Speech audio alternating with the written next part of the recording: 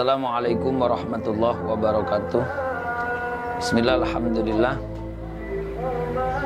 Sahabat milenial yang dirahmati oleh Allah, ini di sore ini saya dengan teman-teman sowan ke dalamnya Ustadz Ahyad untuk memahami dan mengetahui bagaimana keharusan kita umat Islam untuk mencintai ahlu baiti Rasulullah Sallallahu Alaihi Wasallam, biar kita paham yang sebenarnya ini Ustadz, karena banyak yang mungkin fahamannya separuh-separuh, mencintai ahlul bait itu seperti apa, kemudian bagaimana sebenarnya, dan apa nanti pahala untuk orang-orang yang mencintai ahlul bait. Karena sudah sering disampaikan ini Ustadz oleh para tokoh-tokoh di desa saya dulu waktu baca tiba ahlu baitillah, ahlu baitil mustafa tuhurihum amanul ardi faddakir. Ini kan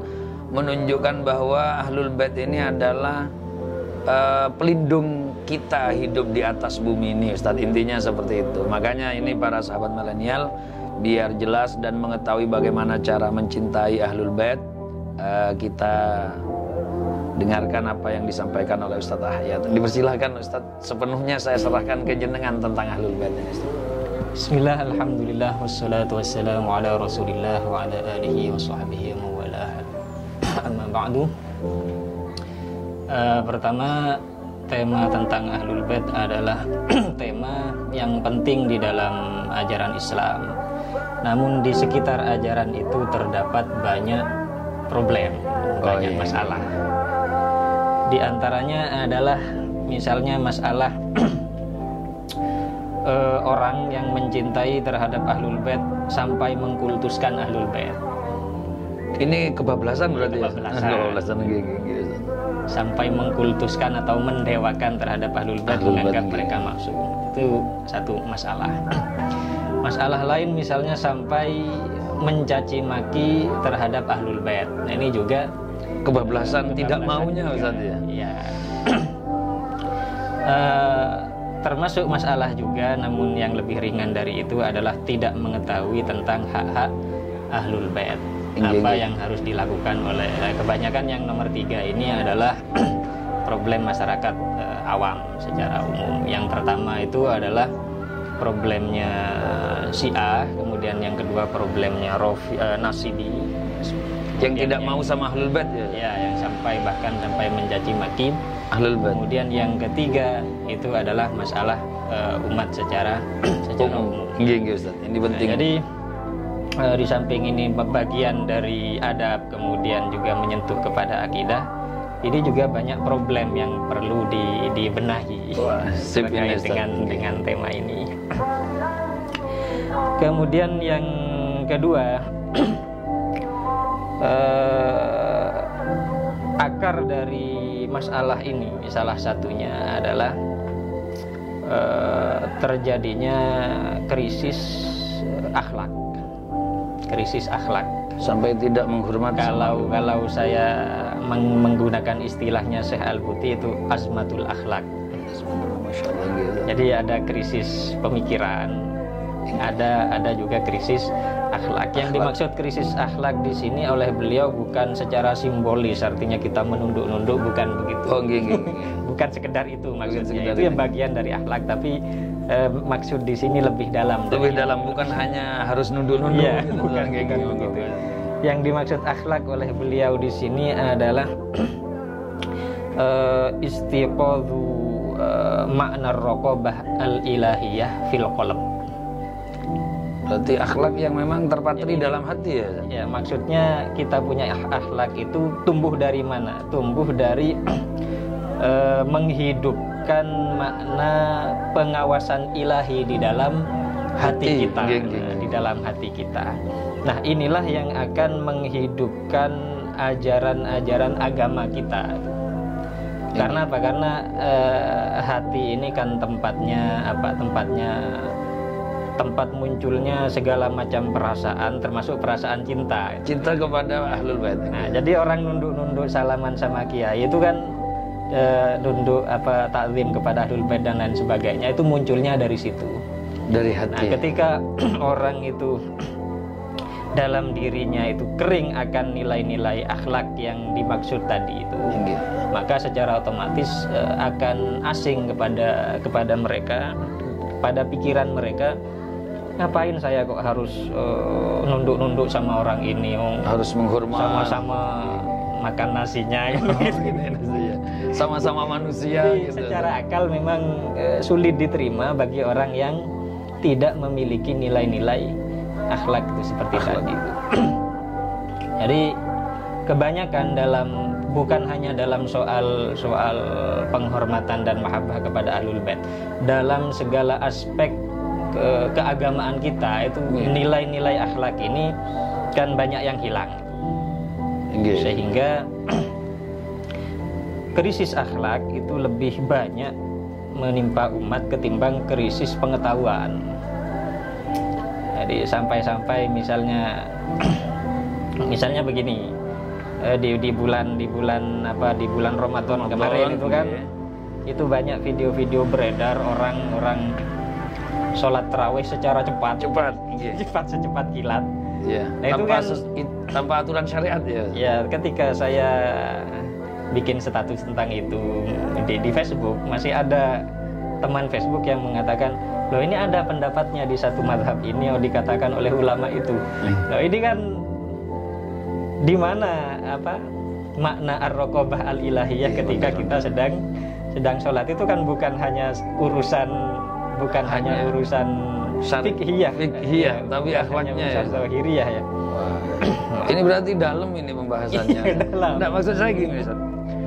Misalkan karena ini harus punya akhlak untuk bisanya mencintai para habaib atau Ahlul Bait atau kiai, untuk menumbuhkan rasa di dalam hati ini loh, Ustaz. Seperti yang jenengan sampaikan itu. Nah, itu tadi adalah akar, bisa saya bilang akar falsafinya begitu gitu. Sebelum kita bicara kepada dalil-dalil, dalil-dalil itu kan satu hal yang pasti ya. Tapi kalau kita tidak menyentuh kenapa problem seperti ini terjadi, itu kan harus dipahami akarnya dari mana itu sebelum kita memberikan penjelasan tentang dalil-dalilnya. Mengenai dalil misalnya kenapa kita kok harus mahabbah kepada Ahlul Bait, itu kan sudah sangat-sangat banyak sekali. Misalnya Al-Imam As-Suyuti beliau menulis satu risalah kecil diberi judul Ihya'ul Mayyit bi Fadaili Ahlil Bait. Masya Allah, Ihya'ul Mayyit bi Fadaili Ahlil Bait. Nah, di sana banyak hadis-hadis, 60 hadis di situ tentang fadilah-fadilah Ahlul Bait yang sebagian bersumber dari Al-Qur'an, tapi komentarnya berupa hadis. Misalnya ayat kulla as'alukum alaihi ajron illal mawaddata fil qurba. Nah, maka di sana dijelaskan banyak athar dari para sahabat, maksudnya qurba Muhammadin sallallahu alaihi wasallam. Nah, jadi sebagian ahli hadis kontemporer itu ada yang menulis kitab khusus yang menjelaskan bahwa hadis tentang itroh ya, yang mengatakan bahwa kalian ini tidak akan tersesat setelah aku. Main tamassaktum lantadillu ba'di. Itu juga dikenal dengan hadis sakolain ya, hadis sakolain. Dikatakan oleh beliau ini termasuk hadis yang sampai pada nilai mutawatir. Mutawatir artinya meskipun bukan mutawatir secara lafzi atau mabnan ya, mungkin maksudnya adalah mutawatir maknan. Fahamannya ini ya. Karena banyaknya hadis-hadis yang berbeda-beda. Au kamakol antara lain begini. Taraktu fikum ats-tsaqalain. Aku meninggalkan untuk kalian lain, dua hal yang berat, penting yang penting, sangat penting dua hal nih. Kitab Allah wa itrati ahla baiti. Nah, itu dianggap sebagai hadis yang mutawatir, sehingga kalau mutawatir ini kan lebih dari sekedar soheh ya. Harus diikuti isinya, harus diikuti. Dan ini hal yang seperti ini kan sudah secara praktek, secara amaliyah ini sudah diamalkan oleh para ulama bahkan sejak zaman sahabat ini. Jadi bagaimana para sahabat memberikan penghormatan yang luar biasa kepada Ahlul Bait. Jadi misalnya ada kata-kata Abu Bakar, sahabat Abu Bakar As-Siddiq radhiyallahu taala anhu yang sangat terkenal, urkubu Muhammadan fi ali baitih. Atau kata-kata Sayyidina Umar yang mengutip kepada hadisnya Nabi yang mengatakan bahwa seluruh nasab dan sebab ini di hari kiamat akan terputus kecuali nasab dan sabab dariku. Maka itulah yang menjadi alasan Sayyidina Umar untuk menikahi Sayyidah Ummi Kulsum, putrinya Rasulullah, Sayyidina Ali. Oh, yang Sayyidina Ali bin Abi Thalib radhiyallahu taala anhu. Hanya yang untuk biar sambung. Iya, biar sambung. Nah, kan seluruh nasab akan terputus di hari kiamat. Benar. Nah, bahkan yang tadi saya kutip kitabnya Imam As-Suyuti. Imam Suyuti sendiri ada kisah yang sangat menarik terkait penghormatan beliau kepada Ahlul Bait. Ada seseorang bertanya kepada temannya, ini seorang ulama, bagaimana cara kamu talaki kitab jami'nya Imam As-Suyuti kepada Imam Suyuti? Padahal Imam Suyuti ini kan repot untuk ditemui ketika beliau sedang uzlah. Ternyata beliau mengatakan, saya mengajak Sayyid Yusuf. Sayyid Yusuf ini kan dari Ahlul Bait. Ketika yang mengetuk pintu itu adalah Sayyid Yusuf, maka Imam Suyuti membukanya. Ketika bukan, maka tidak membukanya.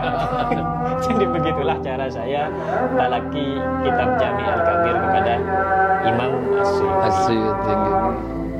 Maka ini kan apa yang dilakukan oleh para ulama sejak zaman sahabat, kemudian silsilahnya sambung sampai sekarang, berupa anjuran atau bahkan kewajiban mencintai dan menghormati Ahlul Bait, ini memiliki peran yang sangat penting di dalam masalah keagamaan.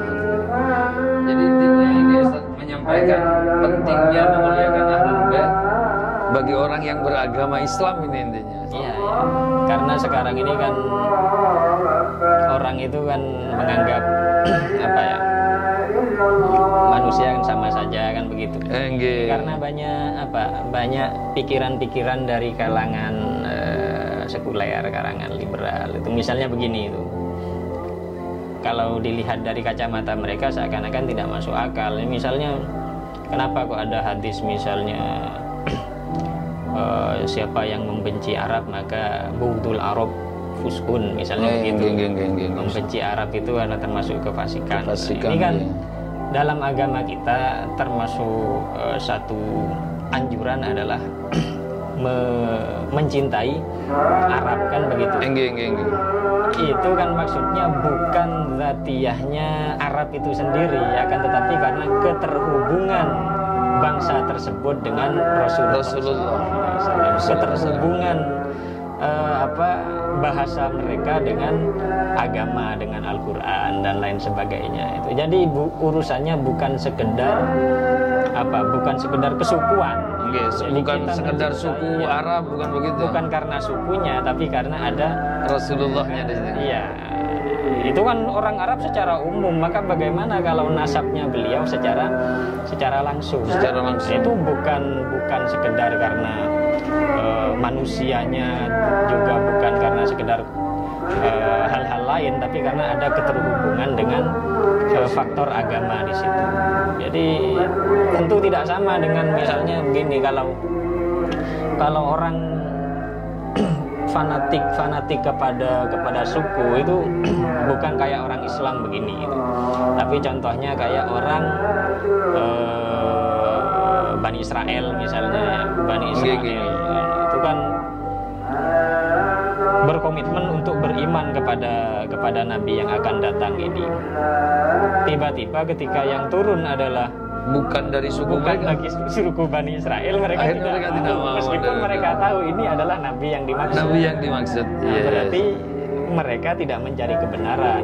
Penghormatan mereka adalah tergantung kepada sukunya, bukan kepada agamanya. Sementara kalau yang di agama Islam ini ya, mencintai orang Arab itu maksudnya bukan kepada sukunya.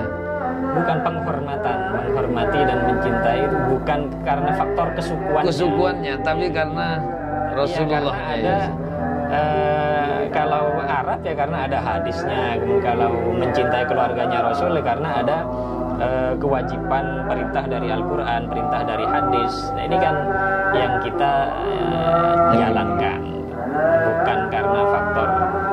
Enggak, Ustaz, takut ada teman-teman yang juga berpikir gini, Ustaz. Karena Ustaz tadi terlanjur mengeluarkan bugdul Arab, fuskun, bahwa kalau membenci orang Arab ini fasik. Ini kan memang secara zahir seolah-olah ini Ustaz, mengarah kepada suku gitu loh, Ustaz. Tapi jenengan sudah mempaparkan bahwa ini bukan karena cinta pada sukunya ya. Secara fanatik suku bukan ya. Bukan. Jadi pembuktiannya kalau bukan kefanatikan, tapi ini di pikiran saya, Ustaz. Buktinya seorang ajami pun kalau memang melakukan agama Islam dengan baik, mengikuti perintah Rasulullah, mereka juga harus dihormati, Ustaz. Iya. Berarti kan bukan karena sukunya harus dihormati. Bukan.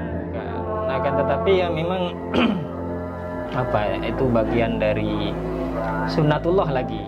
Jadi semua orang kan sudah mengakui keberadaan sunnatullah yang mengunggulkan satu makhluk dari makhluk yang lain, meskipun dia sama sebenarnya, tapi ketika diunggulkan oleh Allah, maka semua orang harus menghormati yang diunggulkan ya. Ini ya. Jadi misalnya tanah ya, semua tanah, misalnya tanah Jawa dengan tanah Arab kan lebih mulia, lebih subur ya? Arab kan, lebih subur dan Jawa, tapi Arab, lebih mulia Arab. Di sana ada tanah Arab kan begitu. Itu benar. Itu sunnatullah. Wah, ini berarti sahabat milenial yang dirahmati oleh Allah, perlu kita tanamkan di benak kita bahwa fanatik, kalau yang saya dapati dari Ustadz Ahyad ini, apa yang kita lakukan cinta kepada orang Arab, yang tidak cinta adalah fasik. Ini bukan karena fanatik kepada suku Arab, tapi karena ini adalah sebuah perintah. Setiap yang kita lakukan kalau mengikuti perintah berarti bukan fanatik ya, Ustaz. Bukan fanatik. Nah, intinya di sini kita harus ikut perintah. Jangan seperti Bani Israel yang sudah tahu Nabi yang akan turun itu siapa, tapi karena bukan dari kalangannya, maka mereka tidak mau. Kembali lagi ke yang awal tadi, Ustaz. Saya kok ingin mengetahui bagaimana kita menanamkan hal yang di hati, muraqabah ilahiyah ini, Ustaz. Yang katanya Ustaz tadi akhlak itu, untuk menciptakan biar cinta kepada Ahlul Bait ini diantaranya tadi dalil-dalilnya karena mengikuti perintah ini ya, Ustaz. Ada dalil dari Al-Quran, kemudian ada dari sunnah atau hadis Nabi, kemudian cukup itu, kemudian kita bisa cinta, Ustaz. Pertama adalah pengetahuan kan begitu ya. Jadi kita tahu dalil-dalilnya apa, tahunya ya dari mana saja. Bisa dari YouTube, bisa dari Millennial Show kan begitu. Itu pastinya dari mana saja. Namun pengetahuan ini tidak bisa menggerakkan hati seseorang. Mengapa? Karena pengetahuan itu cuma ada dua, ada tasawur, ada tasdik. Ketika sampai kepada tasdik, sudah mentok di situ, tidak ada perkembangan lagi. Tidak ada perkembangan untuk melakukan apa yang sudah ditasawuri dan hasil tasdik ini, Ustaz. Nah, disitulah perannya muraqabah ilahiyah itu tadi. Kayaknya kita misalnya para ulama mengatakan perdebatan falsafi, kemudian ilmu kalam dan lain sebagainya, itu tidak bisa meningkatkan keimanan. Kenapa? Karena dia hanya membuka keran saja, itu jadi kuncinya saja. Untuk penentuannya tetap ya, untuk meninggikan nilai-nilai keimanan, kita ke cangkokkan dulu ke sini nanti ya. Untuk meninggikan nilai-nilai keimanan ya dengan banyak zikir, kemudian banyak membaca Al-Qur'an dengan tadabbur, dengan memikirkan alam sekitar dan lain sebagainya, banyak muraqabah ilahiyah itu tadi itu.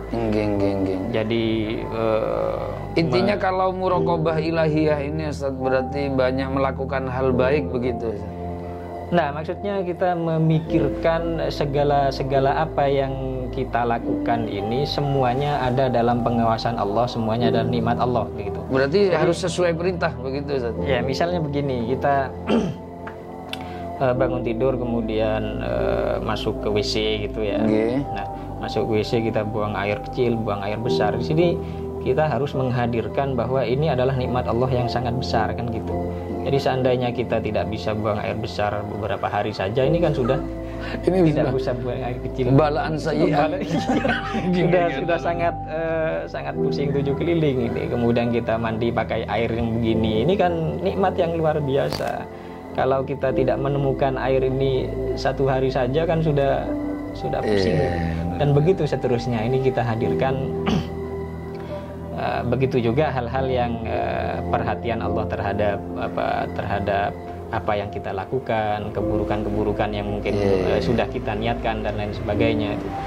Nah, disitulah nanti akan muncul karena menghadirkan atau menghitung-hitung nikmat Allah yang tidak terhitung itu kita biasakan sehingga muncul kecintaan. Cinta itu kan muncul dari cinta itu kita cinta kepada orang yang memberikan kenikmatan pada kita kan gitu. Kemudian orang yang mengagungkan kita, memuliakan kita. Nah, ketika kita tahu bahwa tidak ada yang lebih memberikan kenikmatan kepada kita ketimbang Allah, maka nanti secara sedikit demi sedikit akan muncul cinta kepada Ahlul Bait.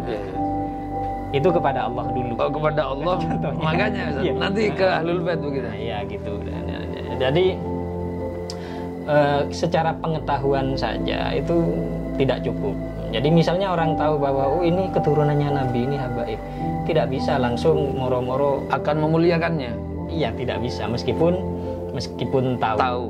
Ya, tahu dalilnya misalnya. Iya, butuh pendidikan, butuh apa itu. Karena yang menggerakkan seseorang itu kan hatinya itu, emosinya apa.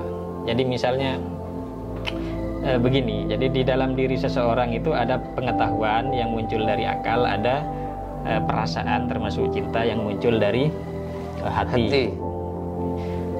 Akal atau ilmu ini fungsinya kalau mobil ya, dia seperti lampu depan, lampu yang menyoroti jalan untuk mengetahui terangnya di depan jadi saja. Jadi dia hanya menunjukkan jalan saja. Lampu tidak bisa membuat mobil bergerak. Yang membuat mobil bergerak apa? Mesinnya yang berfungsi ya. Itulah hati. Mesin itu menggerakkan hati itu. Karena itu banyak orang tahu, orang-orang Kristen ya, orang orientalis tahu Islam yang paling benar, tapi tidak bisa tergerak ya. Ya tidak masuk Islam. Mengapa? Karena tidak ada hatinya itu tidak. Sampai ulama banyak mengatakan, seandainya hanya pengetahuan saja itu cukup menjadikan orang itu bisa beriman, tentu para orientalis menjadi orang yang paling kuat imannya. Dan hatinya mereka itu paling cinta kepada Allah, paling takut kepada Allah. Berarti kalau faham Ustadz ini yang terjadi, misalkan ada orang tidak bisa menghormati Ahlul Bait, gampangannya sampai sekarang adalah dzurriyyah para habaib. Ini disebabkan tidak mempunyai akhlak ya Ustaz? Iya, ya tadi tuh. Mungkin dia itu tidak hidup di dalam lingkungan yang mengajarkan begini. Itu kan mungkin ya, misalnya ada seseorang anak kemudian dia sekolah SMA atau apa, kemudian ke luar negeri atau kemana itu. Kan tentu tidak mengerti nilai habaib. Iya, karena sudah tidak ditempa jiwanya itu. Meskipun kemudian dia membaca Fadhail Ahlul Bait begini-begini, masih belum masuk, masih belum dia bisa menunduk takzim. Berarti tergeraknya hati ini, akhlak ini muncul, kemudian bisa menghormati para habaib ini, Ustaz. Intinya untuk mendapatinya harus di lingkungan juga. Lingkungan adalah salah satu faktor. Kalau secara lengkapnya gimana, Ustaz? Salah satu faktor yang bisa mempengaruhi untuk bisa menghormati. Ya, bisa jadi dia lingkungan, kalau kayak lingkungan kita di sini itu kan sudah maklum, atau dia berguru kepada seseorang secara berkelanjutan, di mana dia melihat bagaimana gurunya ini memberikan penghormatan yang luar biasa kepada orang ini. Kok orang ini kok luar biasa bagi dia, itu kan begitu. Itu salah satu jalannya juga. Atau dia membaca mungkin secara otodidak, tapi dengan pikiran yang tidak taksub, itu kan bisa juga bisa menemukan di sana itu. Intinya dua hal ini harus dipadukan untuk mendapatkan pemahaman yang sesuai dengan agama. Makanya di dalam dua hal antara pengetahuan antara ilmu. Kalau dalam Al-Qur'an itu kan ada zikir dan fikir. Alladzina yadhkurunallah. Zikir dan fikir. Fikir ilmunya, Ustaz. Fikir ilmunya itu. Maka tidak terpisahkan. Alladzina yadhkurunallaha qiyaman wa qu'udan wa ala junubihim. Itu pertama. Wa yatafakkarun. Jadi ilmu. Wa yatafakkaruna fi khalqis samawati wal ardi. Nah, keduanya zikir dan fikir ini menyampaikan kepada apa? Menyampaikan kepada Allah. Rabbana ma khalaqta hadza batila. Akhirnya setelah mengerti seperti ini barulah bisa menghormati para ahlul bait. Iya, nah, jadi sekedar informasi, memberikan informasi atau sekedar debat di sosial media itu tidak banyak memberikan, malah tambah jengkel ya. Iya, tambah jengkel ya, benar. Kayaknya saya termasuk yang tidak setuju ada debat teman-temannya, meskipun mereka benar itu. Teman-teman mendebati orang-orang yang salah, tidak menghormati para habaib, didebati, tidak ada gunanya juga ya. Kebanyakan tidak. Harusnya menyikapinya ya tergantung. Kalau dia secara melontarkan opini, maka dibalas dengan dalil-dalil yang ilmiah itu bagaimana. Lebih baik memberitahu mereka tentang dalil-dalil bagaimana sekiranya mereka itu bisa menghormati para habaib. Iya, benar. Kemudian kalau setelah itu enggak mau, bagaimana masih ngeyel terus, ya biarkan itu. Yang penting innama alaikal balag. Ya benar. Yang penting terlibat debat kusir di sosial media itu bukan sesuatu yang dianjurkan oleh agama. Masya Allah, ini banyak ilmunya ini Ustaz, Ustaz. Jadi kalau bicara dengan Ustaz Hayat Ahmad ini tidak cukup hanya 10 menit sampai 20 menit, harus berjam-jam karena datanya masih banyak. Saya kira ini hanya secuil dari apa yang diketahui oleh Ustaz Hayat yang dikeluarkan sekarang ini masih ada beberapa pengetahuan sahabat milenial bahwa mengenai penghormatan kepada habaib ini juga merupakan salah satu dari rangkaian kita mengikuti agama Islam dan juga terkait dengan akidah. Makanya yang terlalu cinta itu adalah Syiah. Yang tidak cinta tadi apa namanya Ustaz? Terlalu cinta maksudnya sampai mengkultuskan. Dan iya, itu namanya nanti Syi'i ya Ustaz ya. Rafidi. Kemudian yang tidak cinta sama sekali Ustaz, enggan malah mencaci maki, itu namanya berarti nasibi ya. Ini ada namanya sendiri-sendiri, Rafidi. Terlalu yang tidak itu namanya nasibi. Kemudian Imam Al-Haddad pernah ditanya lebih baik mana antara Rafidi dengan nasibi. Oh, sampai ada ditanyakan. Ternyata yang lebih baik itu yang mana? Beliau menjawab, keduanya ini ba'ratun maksumatun kismain. Kotorannya. kotoran unta yang dibelah dua. Berarti tidak ada bedanya. Tidak ada, sama. Makanya ini sahabat milenial, jangan terlalu mencintai sampai mengkultuskan atau mendewakan gambarnya, Ustaz. Atau jangan terlalu menghindar sampai benci, mencaci maki. Ini nanti katanya Imam Abdullah Al-Haddad akan dikatakan tak ubahnya kotoran unta yang dibelah dua. Artinya sama tidak benernya nanti ini seperti ini. Nah, terima kasih Ustaz. Ya, ini karena terbatas dengan waktu juga, Ustaz juga mau melakukan kegiatannya. Kesimpulannya, kita tetap harus mencintai Ahlul Bait dengan mempelajari dalil-dalil baik dari nas Al-Quran ataupun hadis. Ustaz Ahyad malah yang saya tangkap, satu di antara sekian yang belum disampaikan, untuk bisa mencintai Ahlul Bait itu perlu merasuk di dalam hati dulu, karena cinta itu dari hati. Kalau hanya belajar dalil tapi tidak ditopang dengan lingkungan, tidak melihat bagaimana orang-orang dulu yang melakukan cintanya kepada para Ahlul Bait, bagaimana Sayyidina Umar menikahi di antara salah satu cucu ini cucu Rasulullah, karena itu ingin ada kaitannya dengan Ahlul Baitnya Rasulullah. Ini adalah ilmu-ilmu yang perlu kita ketahui sehingga tumbuh rasa cinta kepada Ahlul Bait dan kita menjadi orang yang aman di dunia. Kenapa?